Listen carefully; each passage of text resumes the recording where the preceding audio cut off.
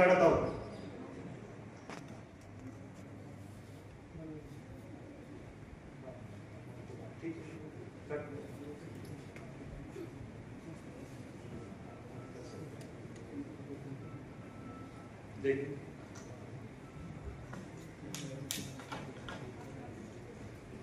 पूर पोखर ग्रामपंचायती नागरिकांचा मागास प्रवर्ग श्री यासाठी राखीव झालेली आहे.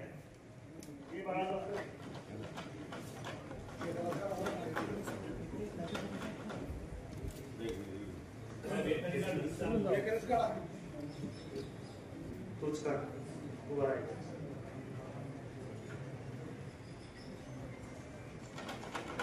वाला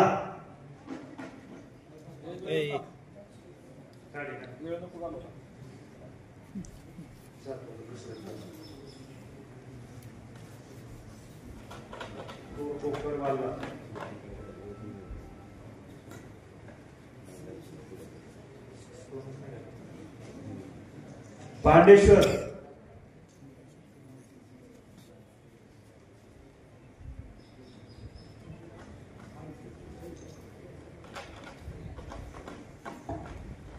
बेलसर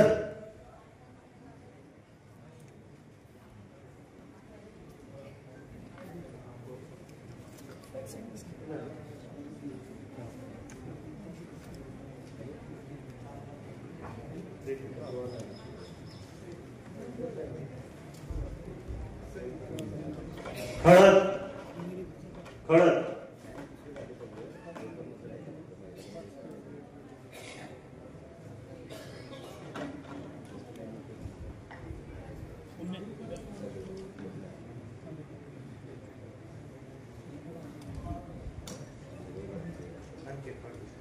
नाजरे सुपे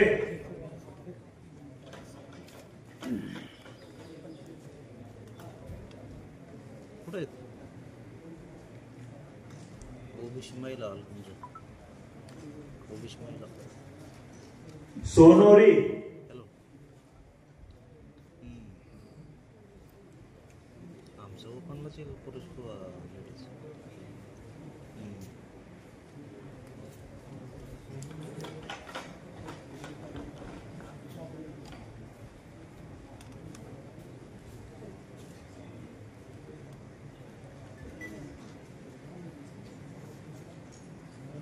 कोडीत खुर्द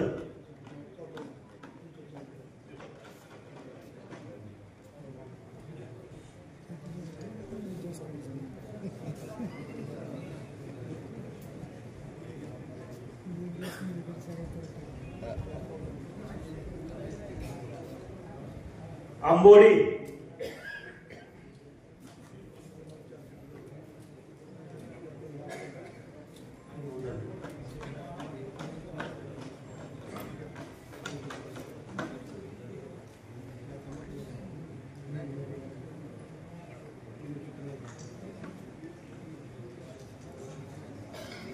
वागदरवाडी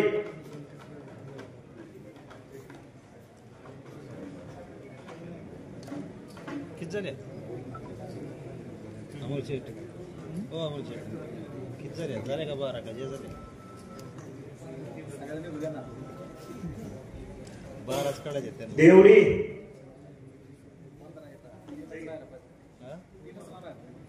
तेच की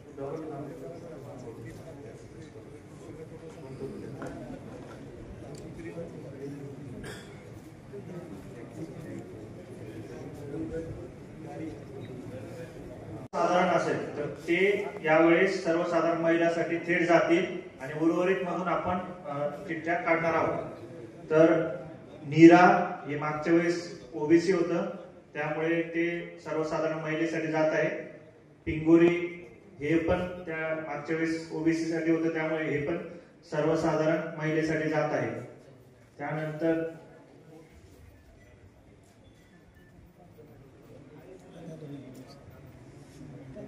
पिसर्वे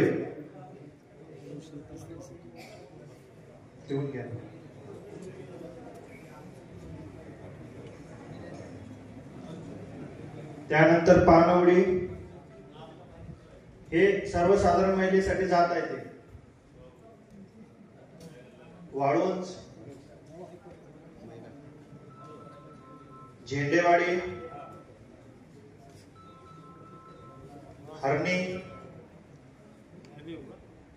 चांबळे, तक्रारवाडी, सटलवाडी, दिवे,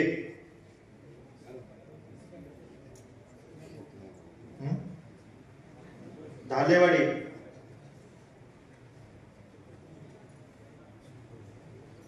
कोळवेरे,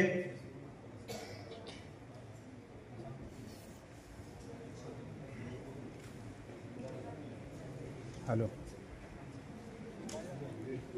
ना कोळवेरे, नायगाव,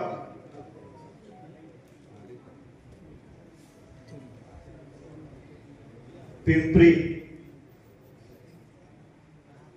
सुकलवाडी, बोरावाडी,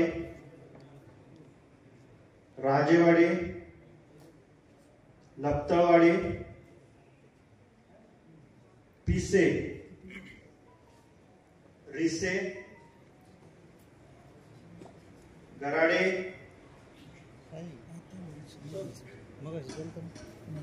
एक भूत्या मात्र जवळार्जुन, माहूर या ग्रामपंचायती ज्या आहेत तर त्या थेट महिलांसाठी आरक्षित होत आहेत, सर्वसाधारण महिलांसाठी. हा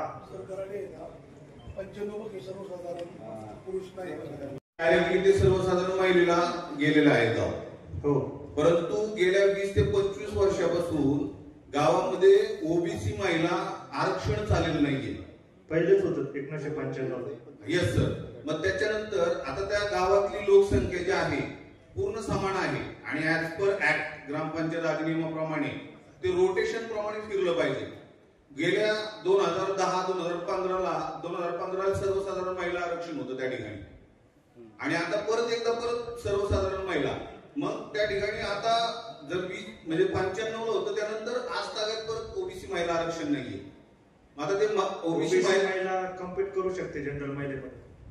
कम्पीट करू शकते परंतु स्पेसिफिक आरक्षण रोटेशन प्रमाणे आलं पाहिजे. कारण लोकसंख्येच्या हिशोबाने जर बघितलं आणि ग्रामपंचायत अधिनियमाच्या जर नियमांप्रमाणे बघितलं तर ते आरक्षण लोकसंख्येच्या नियमाप्रमाणे रोटेशन झालं पाहिजे. एससी एसटी ओबीसी आरक्षण लोकसंख्येप्रमाणे मिळत नाही. फक्त अनुसूचित जाती आणि अनुसूचित जमाती लोकसंख्येप्रमाणे. हा पण ते रोटेशन तर झालं पाहिजे ना साहेब. रोटेशन झालंय ना. नाही ना 1995 आणि आता आपण 2025 मध्ये आहोत साहेब. 30 वर्ष झाले.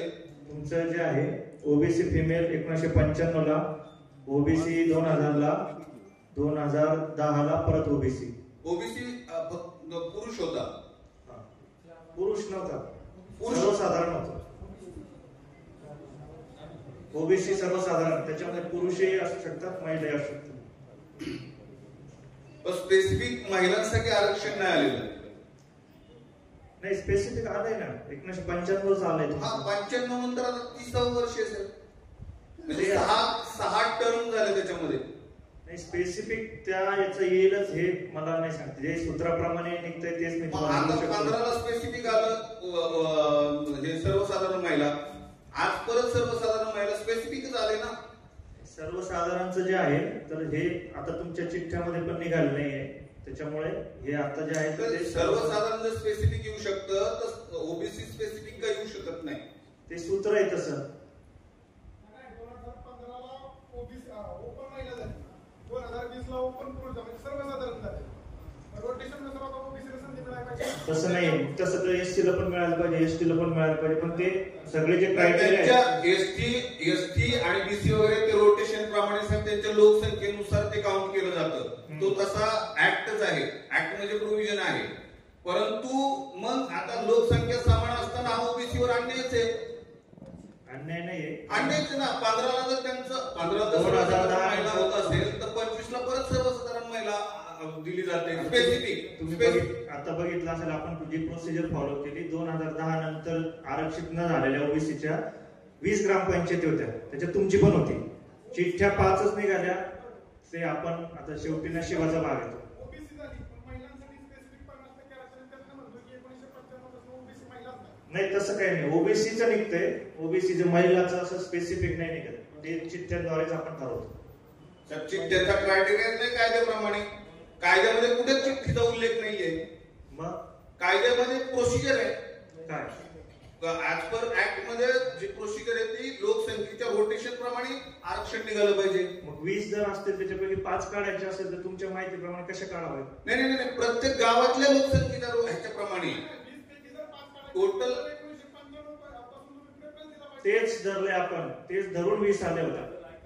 मग गावाची लोकसंख्या जर बघितली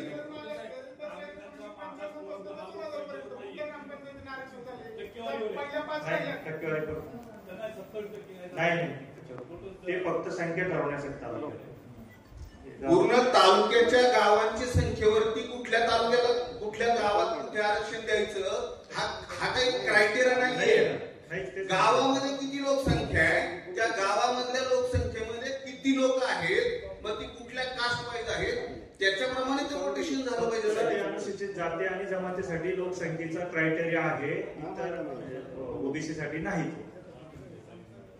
मग रोटेशन तर झालं पाहिजे. रोटेशन झालेलं आहे. नाही ना, 15 नंतर जर परत 25 ला महिलाच येत असेल सर्वसाधारण आणि 95 ला एकदा ओबीसी महिला येत असेल तर रोटेशन झालं कुठं? मागच्या वेळेस जनरल होतं ना तुमच्याकडे. हो ना. म्हणून यावेळेस जनरल महिला आहे. लोकसंख्या 20 चिठ्ठ्या काढल्या होत्या त्याच्यामधून तुमचे नाही निघाले. ते आता तो क्रायटेरिया असतो.